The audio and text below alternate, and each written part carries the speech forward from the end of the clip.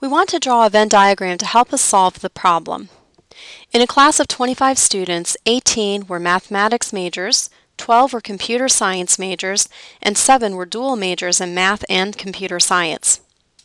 We want to determine how many students were majoring in mathematics only, how many students were not majoring in computer science, and how many students were not mathematics or computer science majors. So there's a process that might help you set these problems up because there's quite a bit of overlap here. What I like to do is I like to take the values that they give me for each of the subject areas, and I kind of work my way out. So I do have a total of 25 students, but it says I have 18 were math majors, 12 were computer science, and 7 were dual majors in math and computer science. So this right here is both.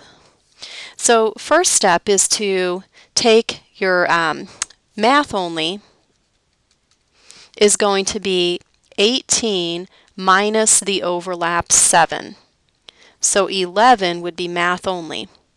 Then I have computer science, which I'm going to call C, and that was 12 computer science majors minus the overlap 7 gives us 5, which were computer science only.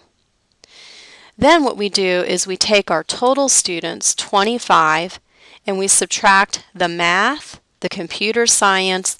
That's going to give us the, and we also have the overlap too, so I'm sorry about that, and then the both.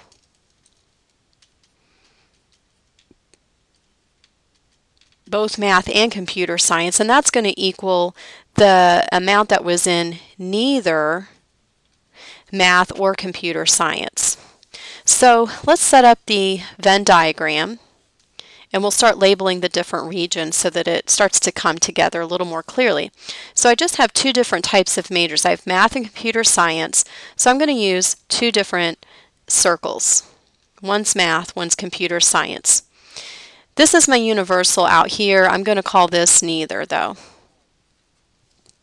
So next I'm going to label inside each region. I know that 11 were in math only, 5 only computer science, 7 were both. And then I had 25 total students. So that's what I was talking about down here. I want to take 25 minus all the numbers inside of my circles. That's going to give me the number of students that exist out here that were different majors. So that's going to give me 2 students that were neither math nor computer science. Now we can look at the Venn diagram since we have it completely filled out, and we can answer the questions in A, B, and C. So how many students were majoring in math only? Well, that would be 11 students. How many students were not majoring in computer science? So not in computer science, that would be anybody out here in this region. So it can't be in the C circle.